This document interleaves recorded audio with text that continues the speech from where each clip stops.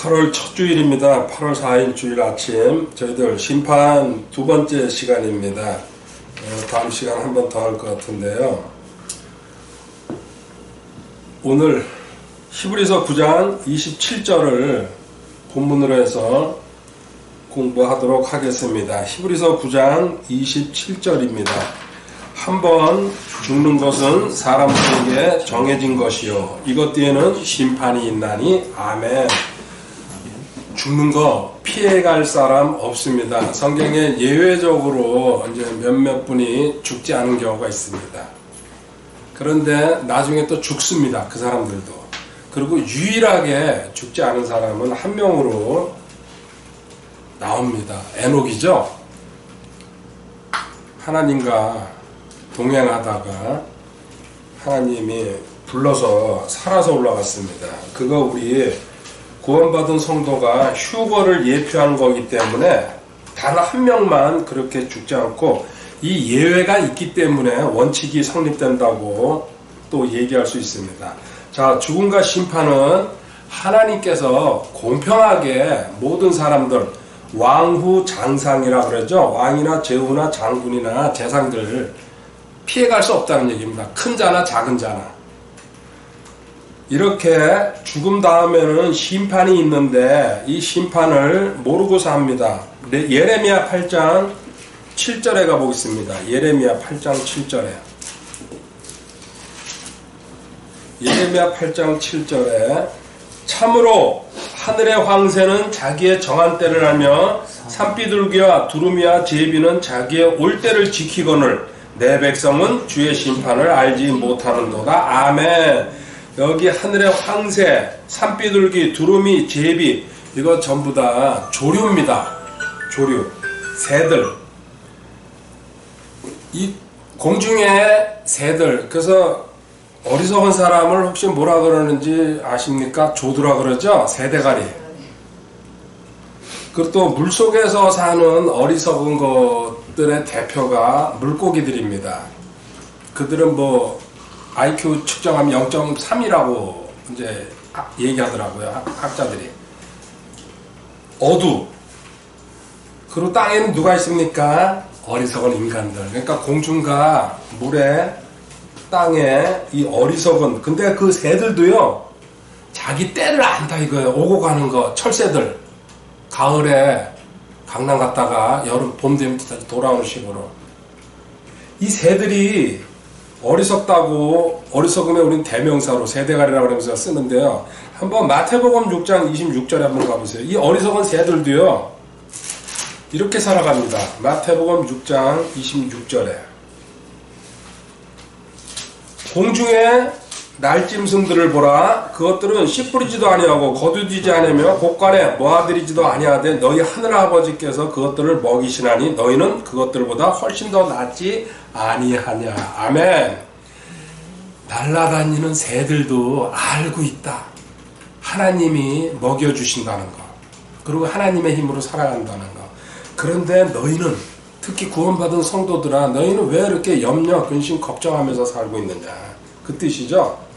이 어리석은, 우리는 새대가리라고 놀리고 있지만은요, 그들은 하나님이 심판도 알고 하나님이 먹여주신다는 것도 알고 있다. 여기서 결론이 이겁니다. 하나님은 사랑의 하나님이시지만 또한 한편으로는 심판의 하나님이라는 얘기입니다. 신약 성경에는 7가지의 심판이 나오고 있습니다. 성도와 직접적으로 간접적으로 관련되어 있습니다. 7가지 심판.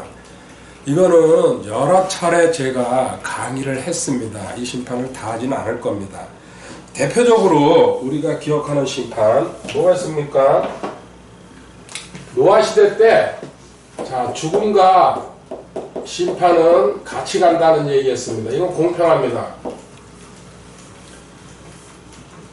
그리고 성경에, 신약 성경에 7가지 심판이 있습니다. 자, 7가지 심판에서 크게 이제 구약시대 때 어떤 심판이 있었습니까? 홍수 심판이죠? 노아시대 때. 창세기 6장에 지금 현재 우리는 그거 약간의 그 면을 볼 수 있습니다. 비가 이틀 3일만 지금 폭우가 쏟아져도 난리가 나고 있습니다. 그런데 40일을 갖다가 밤낮 24시간을 40일 동안 퍼 부었다고 한번 생각해 보시기 바랍니다. 그래서 지상에 5,000m 이상은 다 잠긴다 그럽니다. 5,000m 이하의 산들은.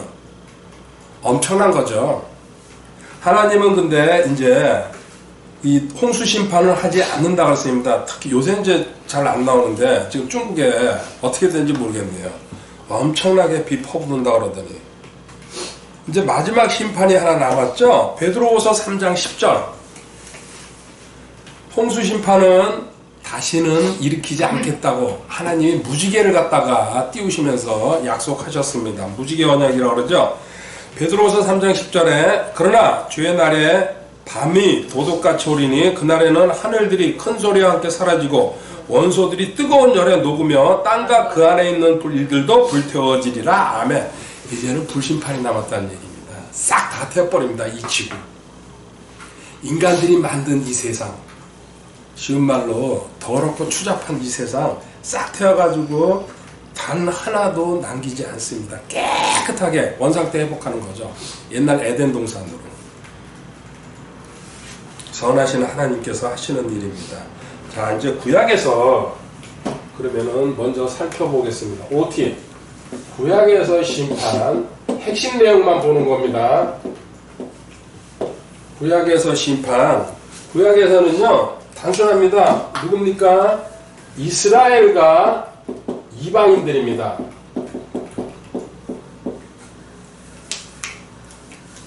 성경에서 구약에서는요 딱 이스라엘 아니면은 이방인입니다. 이건 하나님이 선택한 민족이고 그 외에.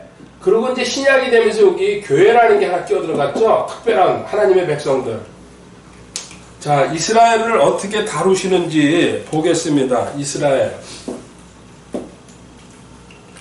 먼저 신명기 6장 4절부터 9절입니다. 신명기 6장.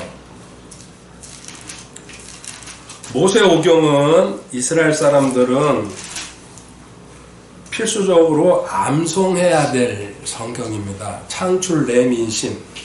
그 모세오경의 핵심 내용이 신명기 6장 4절부터 9절까지입니다. 이걸 쉐마라고 보통 이제 얘기합니다.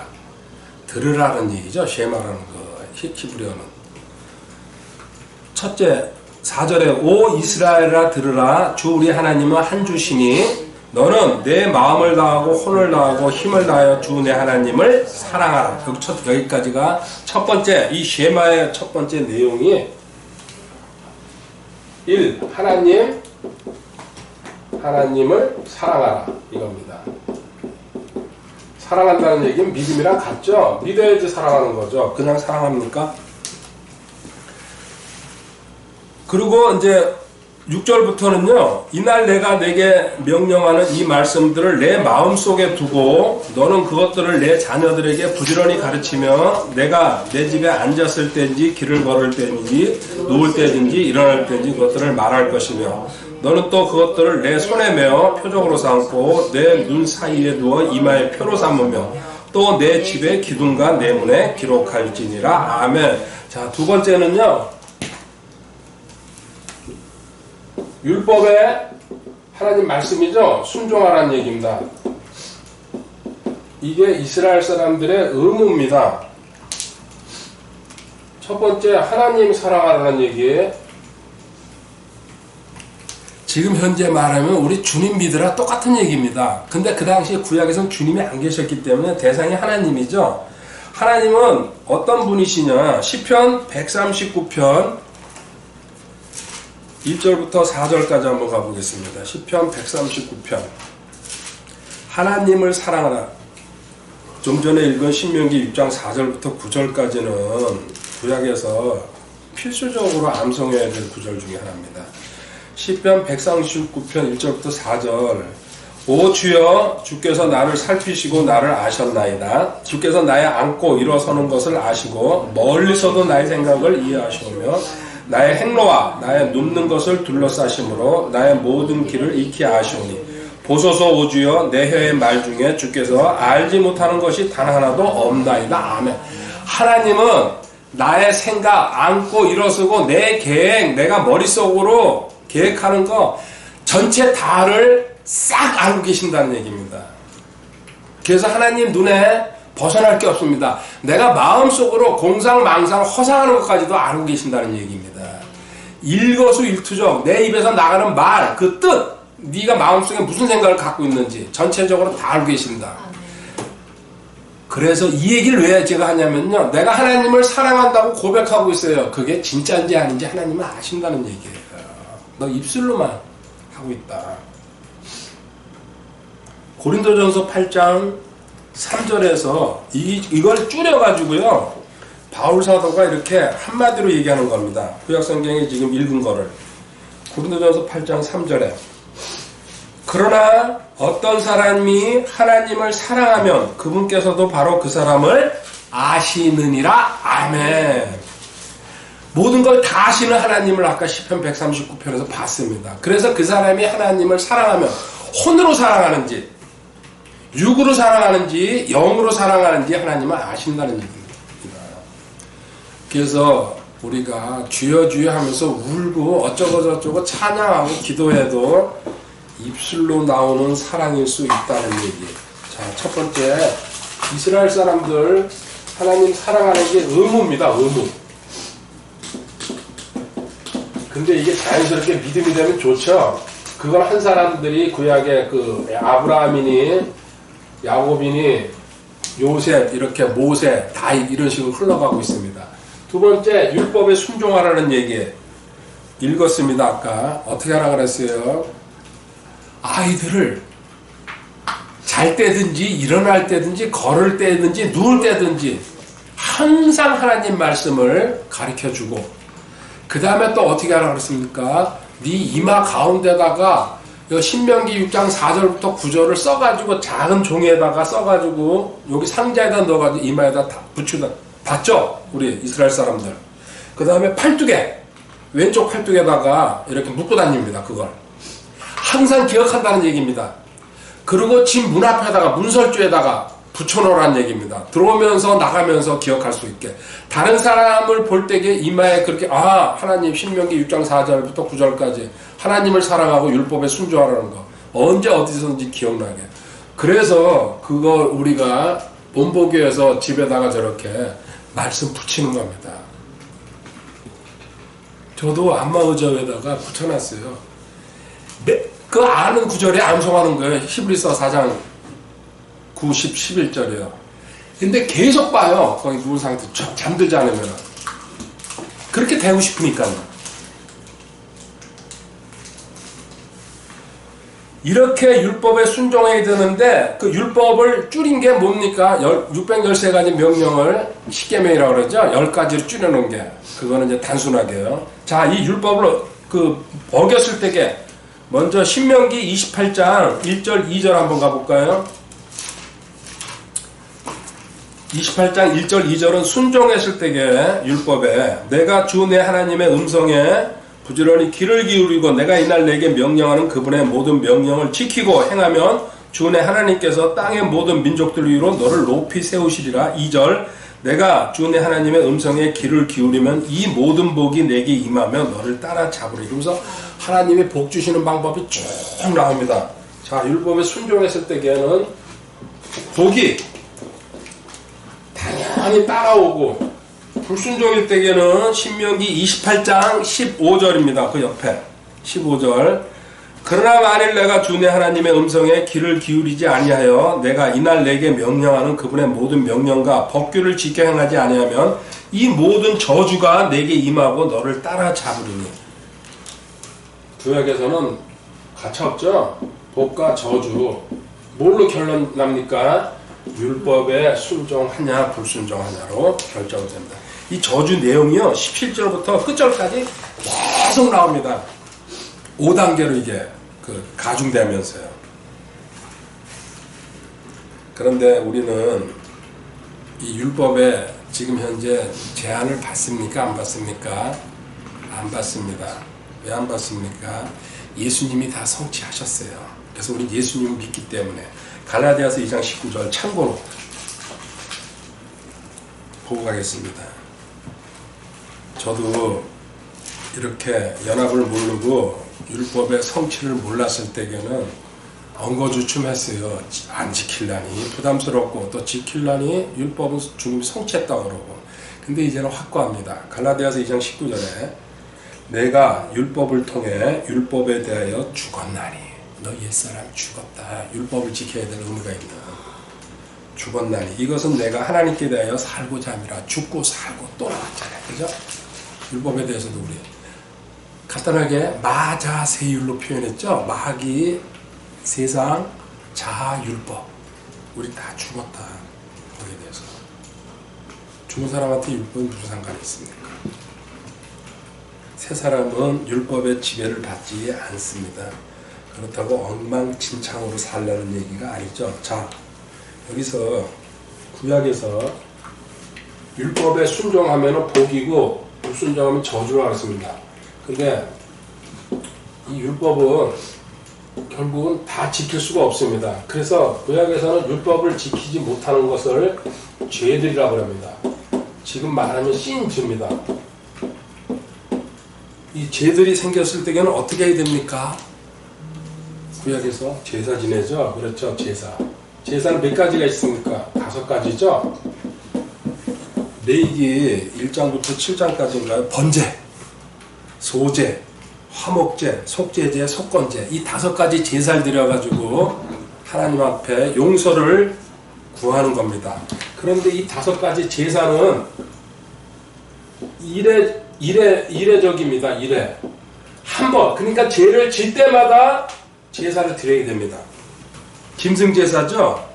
일시적이죠. 일시적. 그리고 이례적이고 일시적. 그때만 해당되는 겁니다. 이거는 반복적으로 또 죄지면 또 가서 또 드려야 되고, 짐승 잡아가지고 불태우고, 또 곡식 빵 드려가지고, 곡식 드려가지고 갈아가지고 소제 드리고, 화목제 드리고, 속제제, 속건제 드리고. 히브리서 10장 1절부터 4절까지 이 구약의 제사에 대해서 역시 또 바울 사도가 정리해 놨습니다. 히브리서 10장 1절부터 4절. 율법은 다가올 좋은 일들의 그림자는 가지고 있으나 그 일들의 형상 그 자체는 아니므로 그들이 해마다 계속해서 드린 그런 희생물로는 거기로 나오는 자들을 결코 완전하게 할 수 없습니다. 보십시오. 그림자라 그랬어요. 그림자는 원형이 있어야 된다는 얘기입니다. 실체. 앞으로 신약에서 오실 예수님을 예표하고 있는 거다. 그림자를 가지고 있으나 그 일들의 형상 그 자체. 형상이 뭡니까? 원형. 실상. 아니므로 그들이 해마다 계속해서 드린 그런 희생물로는 거기로 나오는 자들을 결코 완전하게 할 수 없다. 매번 반복해서 드려야 된다. 2절. 그랬더라면 경배하는 자들이 한 번에 깨끗하게 되어 더 이상 죄들을 의식하지 아니하였을 터이므로 그것들을 드리는 일을 그치지 아니하였겠나. 한 번으로 끝날 일이 아니기 때문에 계속 드렸어야 된다. 죄 질 때마다. 그러나 그 희생물들에는 해마다 죄들을 다시 생각나게 하는 것이 있나니 황소와 염소의 피가 죄들을 제거하는 것은 불가능하니라. 아멘. 불가능하니라. 이거 구약에서는 율법에 순종하는 게 하나님 명령입니다. 순종하지 못했을 때에는 제사를 드려야 됩니다. 5가지 제사가 나옵니다. 이거는 일시적이고 이례적이고 그림자라는 얘기입니다. 앞으로 그림자에는 원형이 항상 있어야 된다는 얘기죠. 그래서 구약에서는 이 죄들, 신즈, 제사 드리면서요 처리하는 방법을 갖다가 하나님은 이사야 38장 17절에 한번 가서 보세요. 이렇게 표현했어요. 이사야 38장 17절에요. 보옵소서 평안을 얻으려고 내가 큰 쓰라림을 받았거니와 주께서 내 영혼을 사랑하사 부패의 구덩이에서 건져내셨으니 주께서 내 모든 죄를 주의 등 뒤로 던지셨나이다. 아멘.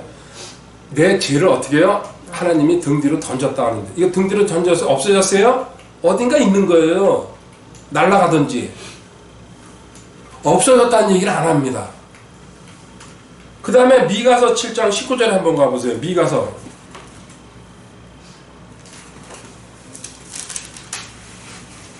옵요미 할 때게요. 미가서 7장 19절. 그분께서 다시 돌이키시고 우리를 불쌍히 여기시며 우리의 불법들을 누리시리니 주께서 그들의 모든 죄를 바다의 깊음 속에 던지시리. 아멘. 우리 죄, 자, 구약에서 이 죄들 뭡니까? 제사로 처리했는데 이 완벽하게 처리됩니까? 계속해서 죄 지을 때마다 드리는 겁니다. 그러니까 없앨 수가 없습니다. 그래서 하나님도 뭐라고요? 등 뒤로 던졌다 그러고 바다 밑에다가 던졌다고, 바다 밑에다가. 아직 남아있는 거예요. 그리고 여기서 죄들입니다. 근본적으로 구약에서 죄들이 아니고 뭘 없애야 됩니까? 우리는 배웠죠? 신, 죄를 없애야 돼요. 이 죄 없애는 방법이 구약에는 있습니까? 없습니까? 없어요. 문제는 여기서 생기는 거예요. 구약에서는 일시적인 처리만 했다는 얘기입니다.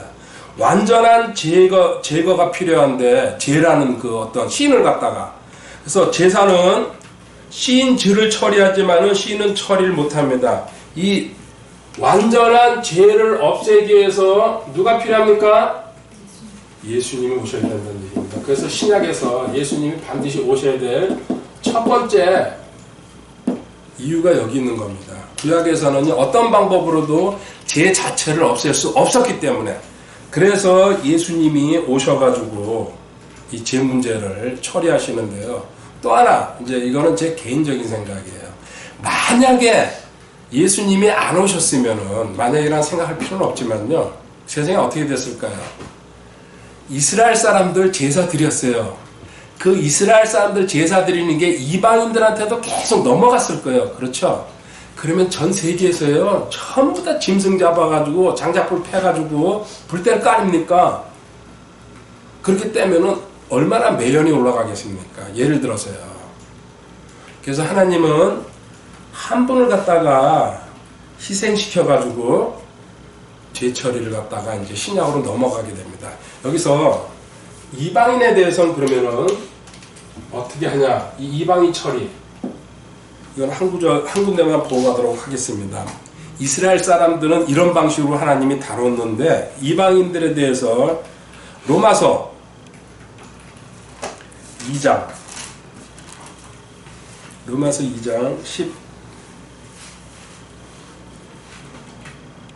12절부터 보겠습니다. 로마서 2장 12절. 율법 밖에서 죄를 지은 자들은 또한 다 율법 밖에서 멸망하고 율법 안에서 죄를 지은 자들은 다 율법으로 심판을 받으니. 보세요. 율법 밖에서, 이거는 이방인들을 얘기합니다. 율법은 이스라엘 사람들한테 해당되는 겁니다. 율법이 없기 때문에 이방인들은 자체를 모르죠. 그러니까 우리 이런 질문을 많이 해요. 그러면 이순신 장군은 어떻게 됩니까? 구원받았습니까? 뭐 세종대왕, 그렇죠? 구원받다고 그런 생각이 또 나요. 그럼 율법 밖에서 죄를 지은 자들은 또한 다 율법 밖에서 멸망하고, 율법 밖에서, 이거 율법 밖에서란 말은요, 양심에 따라서 처분한다는 얘기예요. 밑에 나옵니다. 근데 이순신 장군은요, 그 장군으로서 예를 들어 부하를 지휘했든지 본인이 죽였든지 전쟁에서 많은 사람을 죽였을 겁니다. 그러면 그거 살인입니까? 아닙니다. 전쟁은 살인으로 안 쳐줍니다. 하나님도. 국가가 위급했을 때에 나가서 싸워가지고 상대를 죽이는 것은, 그건 예외적인 상황입니다. 그리고 율법 안에서 죄를 지은 자들, 이스라엘을 얘기하고 있죠. 다 율법으로 심판을 받으니 그 복과 저주.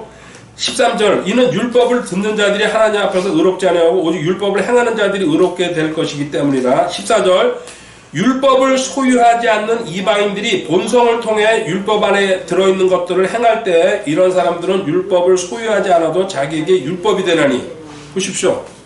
율법을 내가 소유하지 않은 이방인이지만은요, 양심이 있기 때문에 그 양심에 따라서 도둑질하면 안 돼, 살인하면 안 돼, 알고 있다는 얘기입니다. 하나님 심어놓은 거예요. 그 기준에 따라가지고 사라지지 않을 때 그 사람 대가 치를 것이라는 얘기죠. 그 양심을 가지고 하나님 판단하신다는 얘기입니다.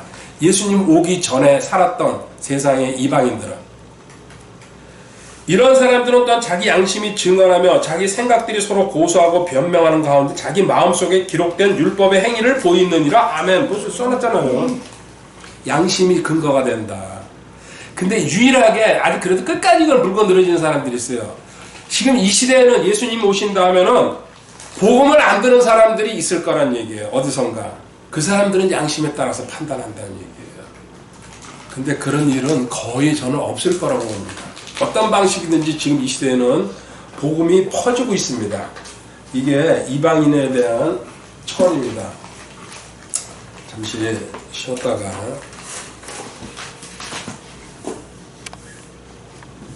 8월 21일 수요일 태풍 종다리가 지나간 다음 비가 내렸다 말았다 한강공원입니다.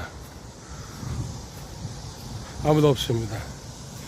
저는 오늘 특별한 걸음걸이 하나 만났습니다. 무릎을 완전히 치켜 들고 걷는 겁니다. 특별하네요. 새로운 발견. 주님 감사하고 사랑합니다. 할렐루야. 할렐루야. 행주대교.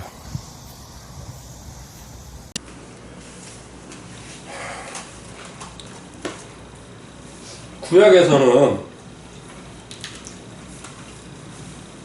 죄들은 처리했습니다. 이것도 매번 제사를 드려가지고. 근데 구약에서 죄는 몰랐어요. 죄가 뿌리고 이게 원죄고 이게 공장인데 이걸 처리할 수 있는 방법이 없었습니다. 하나님은 그래서 죄를 완전히 제거하기 위해서 누구요? 주님을 오시게 한 겁니다. 주님이 이래서 등장하신 거죠. 이 십자가 심판, 십자가에서 심판받으셨습니다. 주님은. 우리도 심판받고 성도도.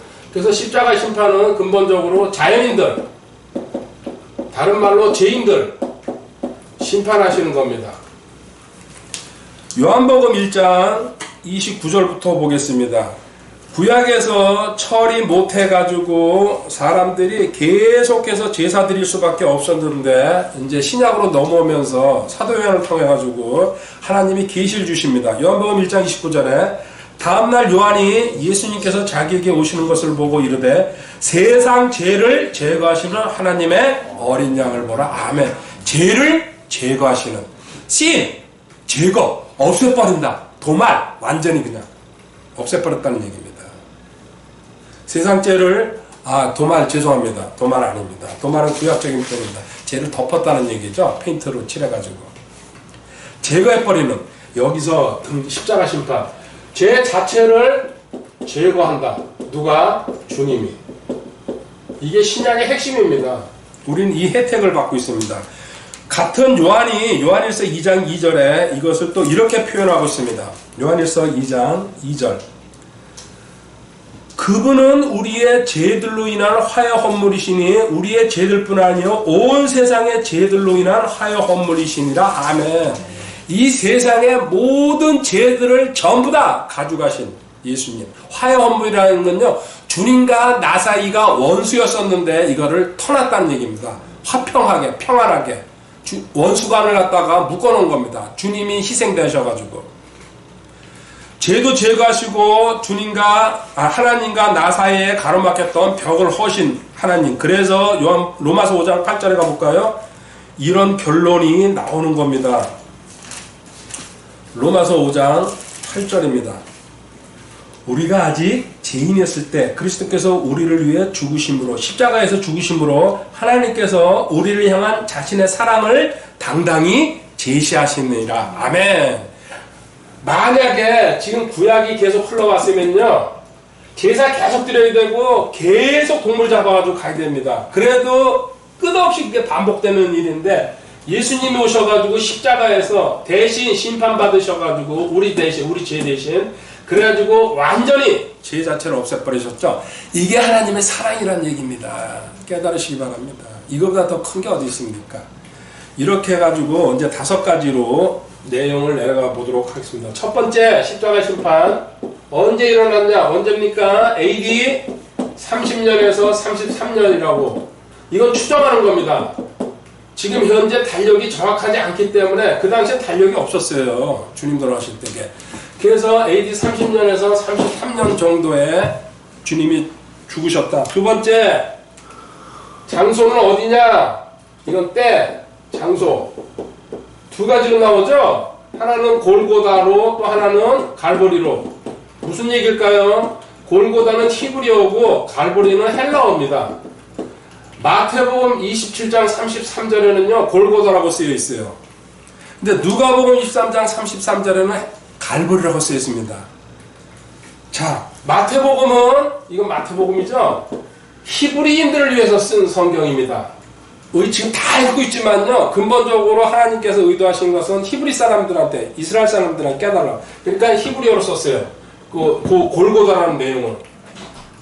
근데 누가복음은 헬라어로 기록했죠. 누굽니까? 이방인을 상대로 써놓기 때문에. 이런 식으로 성경은 구별하고 있습니다. 자, 세 번째, 이 십자가 심판의 그 대상은 누구냐? 에스겔서 18장 4절입니다. 에스겔서 18장 4절.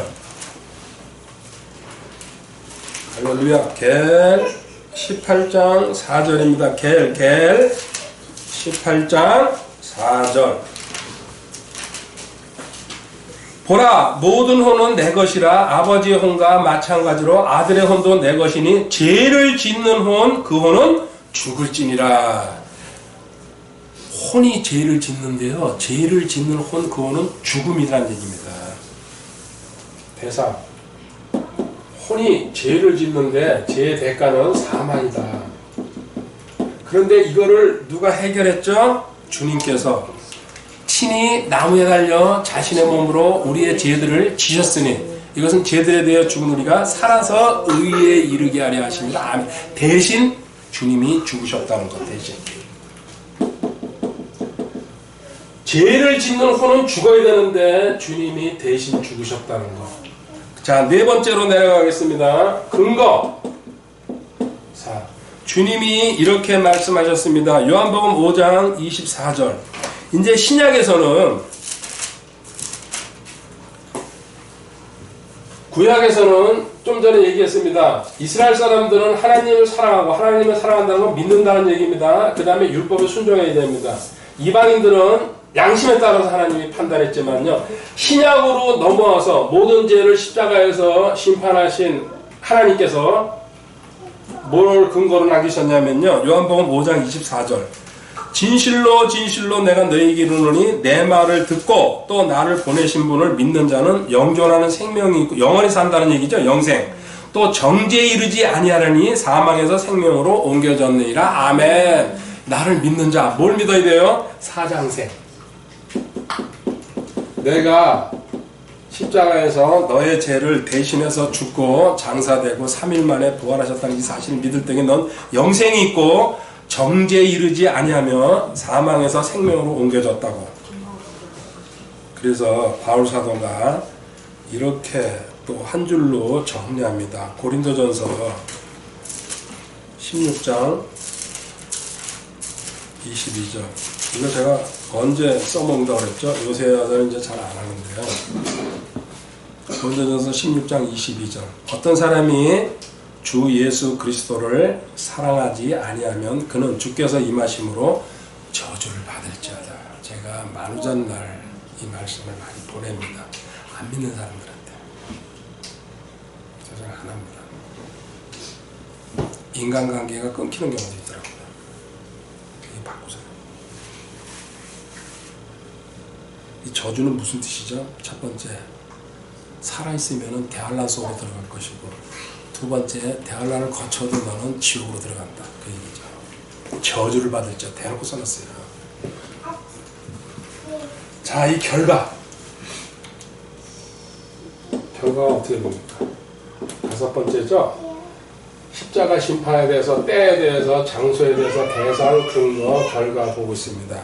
고린도후서 5장 21절입니다. 고린도후서 5장 21절. 하나님께서 죄를 알지 못한 그분을 우리를 위하여 죄가 되게 하신 것은 우리가 그분 안에서 하나님의 의가 되게 하려 하심이라. 아멘. 하나님께서 의롭다고 칭의, 죄인에서 의인으로 바꿔놓기 위해서 하나님께서 예수님을 대신 희생시켰다.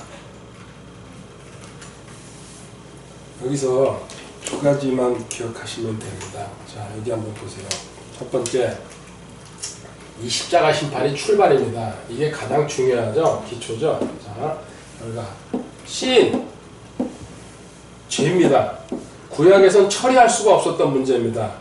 이거 어떻게 처리했습니까? 우리는 압니다. 함께 죽었습니다. 이 방법은 이거밖에 없는데, 이거 원죄라는 거. 이 함께 죽어가지고, 그 다음에 신즈, 죄들이죠? 이건 구약에서 짐승 제사를 드렸었어요. 근데 신약에서는 주님이 대신 죽으셨어요. 대신 죽으실 때 뭐 하셨어요? 채찍에 맞으시고 주님의 보혈을 흘리셨다는 거. 이걸로 처리됐어요. 시인과 신주 두 개 처리한 겁니다. 이 구절을 두 군데를 보도록 하겠습니다. 히브리서 9장 28절 먼저. 히브리서 9장 28절. 이와 같이 그리스도께서 많은 사람들의 죄들을 담당하시려고 단 한 번 드려지셨으며, 여기 죄들을 담당하시려고 시인즈입니다. 그죠? 그런데 그 위에 26절에 한번 올라가 보세요. 그랬더라면 그분께서 반드시 세상의 창건 이래로 자주 고난을 당하셨어야 할 것이라. 그러나 이제 세상 끝에 그분께서 단 한 번 나타나사 자신을 희생물로 드려 죄를 제거하셨느니라. 죄를 여기 제거했다고. 그 다음에 이거는 주님께서 대신 처리했다고. 두 구절. 죄와 죄들을 갖다가 구별해가지고 예수님이 다 처리한 걸로 나와 있습니다. 자, 이렇게 처리됐을 때에 여기 이제 결과물이 뭐냐는 얘기죠. 우리한테 일반적으로 이 죄들이 처리됐다는 거는 성경을 공부 좀 하거나 그리고 또 괜찮은 교회 다니면요 압니다. 근데 죄 처리는 모릅니다. 여기서 나온 결과물이 이제 사실 중요한 거죠. 이게 이제 기본이 돼가지고 이렇게 처리됐을 때 너는 신분과 성품이 완전 완벽 충만하다는 얘기입니다. 결론이. 하나님의 신분과 성품을 갖고 됐다는 얘기. 하나님의 신분과 성품을 가졌다는 얘기는 다른 말로 살아갈 때 어떻게 살아갑니까? 왕처럼 군림할 수 있다는 얘기입니다. 왕처럼 군림. 모든 일에서. 이 결과물이에요. 시인과 시인지가 처리되면 죄와 죄들이 처리됐어요. 좋죠? 깨끗하죠? 그래서 거룩하다는 말도 나온 거예요. 근데 이거는 1차적인 거고 실질적으로 우리 삶에서 이렇게 처리해놓고 난 다음에 하나님의 신분, 하나님의 성품이 들어간 겁니다. 여기 죄인이 처리가 됐기 때문에 이 죄인 상태에서는 이게 들어갈 수가 없습니다. 옛사람과 그냥 동행하는 거죠. 이 신분과 성품이 처리되면 왕처럼, 로마서 5장 17절에 나와 있습니다. 왕처럼 군림할 것이라고. 근데 이걸 모르니까 뭘로 사는 겁니까? 예를 들어 왕 밑에 도지사가 있고 또 군수가 있고 또 면장이 있고, 이제 우리 시골 다 옛날로 따진 겁니다. 또 동장도 있을 거고. 지금 현재 살면서 요거 가지고 살면서 자 도토리 키재고 있는 거죠. 이거 아무것도 아니에요. 하나님이 원하시는 건요, 하나님이 만왕의 왕이기 때문에 너희들도 내 자녀이기 때문에 왕처럼 군림해서 살아야 된다. 이 왕처럼 군림하는 기본이 어디 있습니까? 죄와 죄들을 처리했다는 거. 이거를 알고서 이제 일로 넘어가는 겁니다. 여기서 일로 넘어갈 때에 여기서는요 이제 하나님의 아들로서, 그리고 하나님의 아들로서 훈련받으면서 이제 살아가라는 얘기입니다. 그리고 여기서는 십자가 심판에서는요 우리 혼을 갖다가 처리하신 거죠, 실질적으로. 그런데 여기 아들로 살 때에는 이제 몸도 처리해야 된다. 육신이죠, 육신. 이런 뜻을 담고 있죠.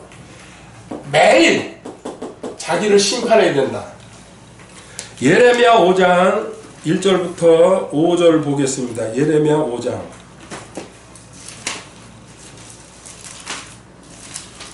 예레미야 5장 1절부터. 너희는 예루살렘 거리를 이리저리 두루달리고 또 이제 보고 알며 그것의 넓은 곳에서 찾아보라.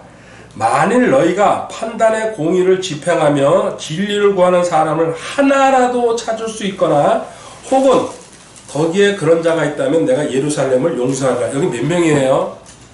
예루살렘 전체 시내에서요, 한 명이라도 의인이 있으면요, 하나님을 진짜로 사랑하고 순종하는 사람이 있으면은 예루살렘을 멸망시키지 않겠다는 얘기입니다.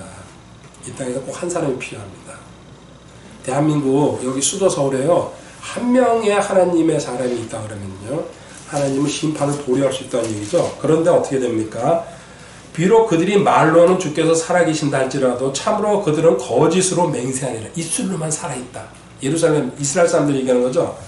오 주여, 주의 눈이 진리에 있지 아니하니까 주께서 그들을 치셨으나 그들은 근심하지 아니하였고 주께서 그들을 소멸시키셨으나 그들은 바로잡는 것을 받아들이지 아니하였으며 자기들의 얼굴을 바위보다 더 굳게 하고 돌아가기를 거부한다. 하나님은 계속 경고 보내고 징계하고 치셨지만은 또 포로로 끌려가게 하셨지만 그들은 정신 차리지 않는다. 지금 우리한테 하는 얘기예요. 4절, 그러므로 내가 말하길 이들은 주의 길도 알지 못하고 자기들의 하나님의 심판도 알지 못하니 그들은 참으로 불쌍하고 어리석은 자들이라. 아까 새들 얘기했죠? 지금 사람들, 인간들은 현재 자기가 징계받고 고난받고 시험받고 당하면서도 하나님을 알지 못하고 있다는 얘기입니다. 왜 그렇게 걷고 있는지.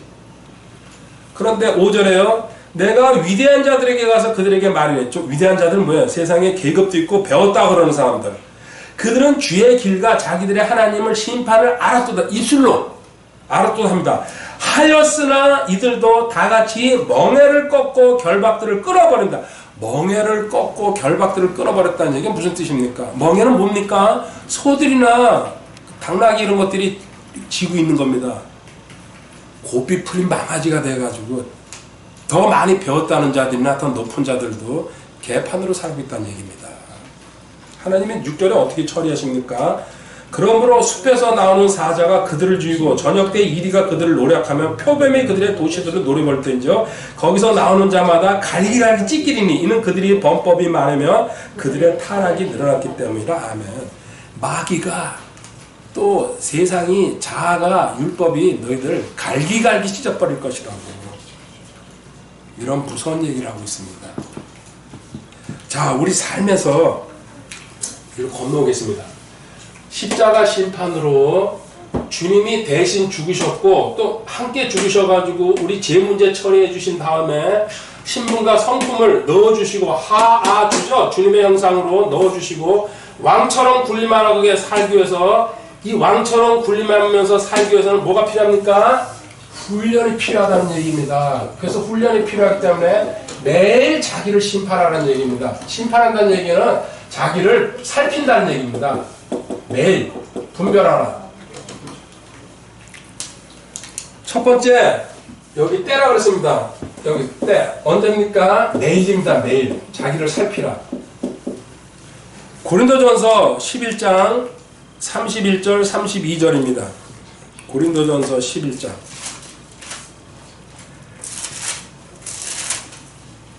만일 우리가 우리 자신을 판단하려 하면 판단을 받지 아니야. 매일 내가 내 자신을 이렇게 하면 안 돼. 하나님의 뜻에 어긋난 거야. 이렇게 판단하고 분별하고 살필되게 판단받지 아니하려는 누구한테요? 하나님한테.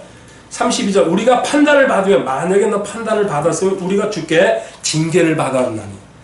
하나님이 징계하는 이유는 너가 너 자신을 판단해가지고 살피지 않았기 때문에 하나님이 징계로 경고한다는 얘기죠. 징계를 받았느니 이것은 우리가 세상과 함께 정죄를 받지 아니하게 하려 함이라. 아멘. 이방인들 믿지 않는 자들과 똑같이 취급하지 않고 하나님은 자녀이기 때문에 사랑하기 때문에 너를 징계하고 있다는 얘기입니다. 너 자신 살피지 않으면 징계받는다. 두 번째, 그러면 매일 자기를 언제 때 장소죠? 어디서나 요한일서 1장 9절입니다. 죄를 질 때에 자백하라는 얘기입니다. 요한일서 1장 9절에 읽어보세요. 만일 우리가 우리의 죄들을 자백하면 그분께서는 신실하시고 의로우사 우리의 죄들을 용서하시며 모든 불의에서 우리를 깨끗하게 하시옵소서. 아멘. 죄들입니다. 신즉 일상에서 짓는 자범죄, 일상에서 짓는 죄들. 이 죄들은 자백하면 된다.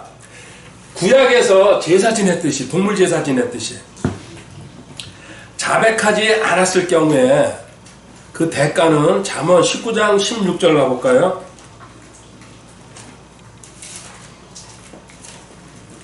간단합니다. 나는 저녁에 몰아서 할까? 예전에 저도 그랬어요. 아니에요. 바로 그 자리에서 하나님 앞에 소리 내든지 소리 안 내든지 속으로 기도하면서라도 자백하시기 바랍니다. 잠언 19장 16절에 명령을 지키는 자는 자기 혼을 지키거니와 그분의 길들을 멸시하는 자는 죽으리라. 결국은 죽여버린다. 쌓이면은. 자기 혼을 지킨다는 얘기가 뭡니까? 혼은 지정이죠. 너 명령 지키지 않으면, 하나님 말씀에 순종하지 않으면요, 두려움과 염려, 근심, 걱정, 공상, 망상, 허상 이따 것들이 너 혼을 갖다가 뒤흔들 거라는 얘기입니다. 죄 때문에 오는 겁니다. 자, 세 번째, 여기 대상이라고 얘기했습니다. 세 번째 대상은 누굽니까? 여기 아들로서 의인들 얘기합니다. 성도들, 구원받은. 지금 이거 훈련이라고 그랬어요. 제가 여기 훈련.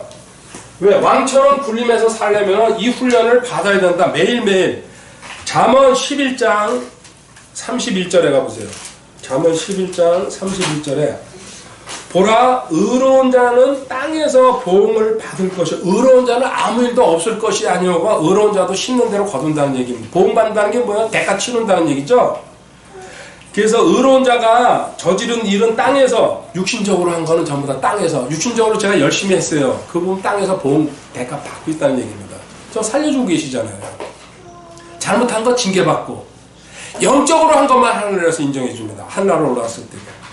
사악한 자와 죄인은 더욱더 받으리라. 말할 것도 없다. 자연인들은. 베드로전서 4장 17절 18절에 가보면요, 겨우라는 단어가 나옵니다. 베드로전서 4장 17절 18절에 하나님의 집에서 반드시 심판을 시작할 때가 일어나니 만일 그것이 우리에게서 먼저 시작되면 하나님의 복음에 순종하지 아니한 자들의 마지막은 어떠하겠느냐. 여기 보세요. 하나님의 집이라는 건 뭐예요? 교회를 얘기하죠. 구원받은 성도를 얘기하는 거예요. 교회 안에는 구원받은 성도만 있는 거다. 그리고는 하나님의 집에서 반드시 심판을 시작할 때가 일어나는데 만일 그것이 우리에게서 먼저, 우리라는 말과 하나님의 집 같이 써놨잖아요. 우린 뭐예요? 구원받은 성도를 얘기하고 있습니다. 18절에 또 의로운 자가 겨우 간신히 구원을 받으며 경건치 아니한 자와 죄인은 어디에 모습을 나타내느냐. 지옥이죠. 불못이죠. 구원 겨우 받는다는 얘기예요. 구원의 확신까지 가려면 간신히. 스케어슬리죠. 영어로. 극소수가 받는다. 겨우 받는다. 구원은. 자연인들은 어디가 있겠냐. 10%라고 얘기하죠. 그 다음에 네 번째, 이 근거는 뭡니까? 네 번째, 요한일서 1장 6절 7절입니다. 만일 우리가 그분과 교제한다고 말하며 어두운 가운데 걸으면 우리가 거짓말하고 진리를 행하지 아니하. 어두운 가운데 건다. 죄를 짓고 마귀를 따라간다는 얘기죠. 7절. 그러나 그분께서 빛 가운데 계신 것 같이 만일 우리가 빛 가운데 걸으면 우리가 서로 교제하고 또 그분의 아들 예수 그리스도의 피가 모든 죄에서 우리를 깨끗하게 하느니라. 아멘. 너가 매일 자신을 분별하고 또 어디서나 자백해야 되고, 이거 훈련하는 겁니다. 왕처럼 군림하기 위해서. 그리고 의인과 성도 겨우라는 표현이 나왔습니다. 이 겨우에는요, 구원받는 것도 겨우인데, 구원도 연합을 안 하는 거는 여기서 또 관훈구정을 들어가야 됩니다. 주님과 하나 됐다는 거, 여기 함께 죽었다는 거, 이거 알려면요. 구원도 겨우라고 표현해놨어요. 성경의 그 본문에다가. 이렇게 살아가면서 너는 무슨 일을 해야 되냐. 하나님과 교제하는 게 첫 번째다. 하나님이 아담과 하와도 하나님이 교제하시려고 창조하신 거 아닙니까? 이 교제해야 되는데 죄가 가로막혔을 때 이 교제가 끊긴다는 얘기예요. 빛과 어둠 속으로 들어간다는 얘기죠. 그런데 하나님과 교제하고 죄를 털어내면은 빛 가운데로 걷는다. 저는 이렇게 표현합니다. 자신을 자꾸 오픈합니다. 빛 가운데로 걷는 사람은. 부끄러운 게 없습니다. 그리고 나는 좀 불편한 것 같아도 내가 좀 창피해도 이야기 드러냅니다. 자기 문제도 드러내고 자기 현재 생각도 드러냅니다. 그래가지고 하나님한테 오픈하고 지체들한테 오픈할 때 같이 기도하면서 이게 빛 가운데로 걷는 거예요. 이러면 하나님은요, 너는 나쁜 짓은 했지만은 솔직하게 살라고 그러는구나. 자꾸 어둠을 걷어내 주십니다. 그런데 감춥니다. 숨깁니다. 대부분이 안 하려고 합니다. 자기가 잘못된 거 같다가 미안하다고 인정도 안 하려고 그러죠.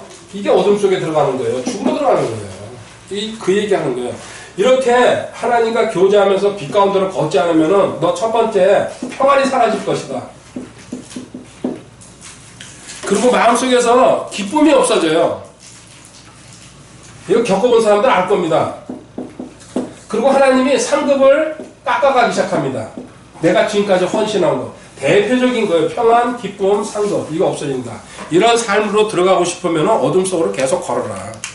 그러면 결국은 마귀한테 흠중멸로 당할 것이다. 그래서 이렇게 들어가기 전에 하시는 일이 뭡니까? 징계라는 얘기입니다. 하나님의 사랑의 징계. 채찍 드시는 거죠. 감사해야죠. 징계받는 사람들. 마지막 결과. 이렇게 해주고. 욥기 23장 10절부터 12절입니다. 욥기 23장.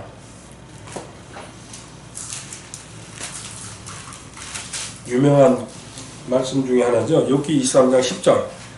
그러나 내가 가는 길을 그분께서 아시나니 그분께서 나를 단련하신 뒤에 내가 금같이 정금처럼 24K로 나를 단련하신 뒤에 나를 징계하신 뒤에 나를 훈련하신 뒤에 나를 시험하신 뒤에 내가 환인 채소죠. 정금같이 금그릇으로 만드신다는 얘기입니다. 그러면요, 내 발이 그분의 발걸음을 붙들고 내가 그분의 길을 지켜 치우치지 아니하였으며 내가 그분 12절이죠. 입술의 명령들에서 돌이키지 아니하고 내게 필요한 음식보다 그분의 입의 말씀들을 더 귀히 여겼도다. 아멘. 이제 이렇게 훈련받으면서 내려가면요, 우리 음식 없으면 죽어요. 근데 음식보다 하나님 말씀. 그래서 하나님 말씀을 제대로 먹기 시작하면요, 많은 신앙 선배들이 얘기합니다. 음식 안 먹어도 배고프다고 얘기합니다. 극소량만 먹고서.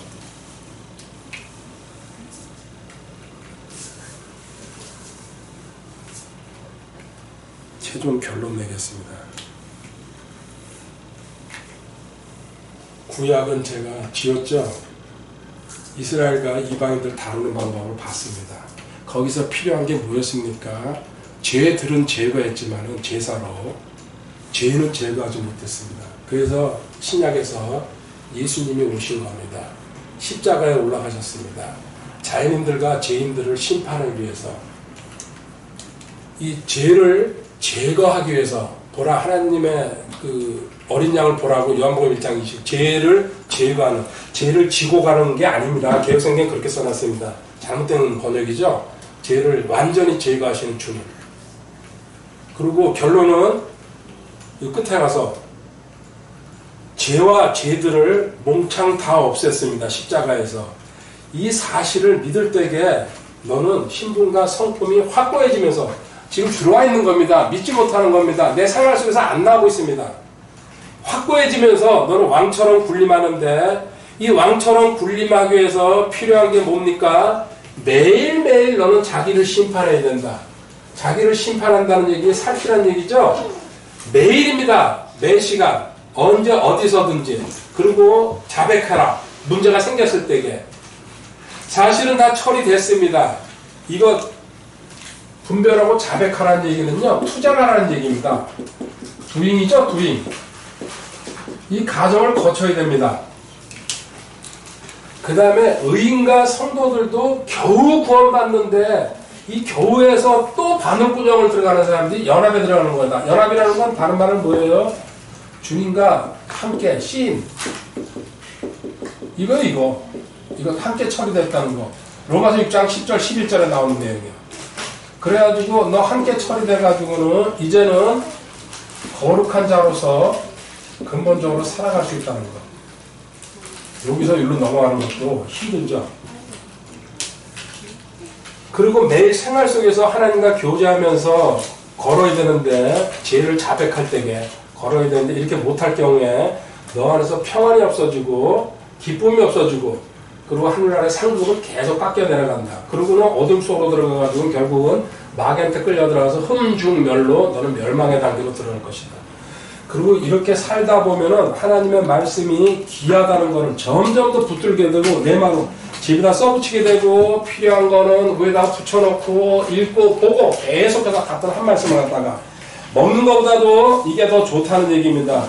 그리고 하나님 말씀 공부하는 시간이 그렇게 꿀같이 달다는 얘기입니다. 이제 여기서 최종 결론이 나옵니다. 주님과 여기 매일 자기 심판하다 보면요. 이 모든 일이 우리 지금 어린 절차로 봤어요. 이게 무슨 얘기입니까? 이 복잡하게 제가 이제 써내려갔지만요. 주님과 이거 함께 죽었다는 거, 이거 한마디 가르쳐 주기 위해서 이 매일 훈련시키는 거, 함께 죽었다는 거, 주보사.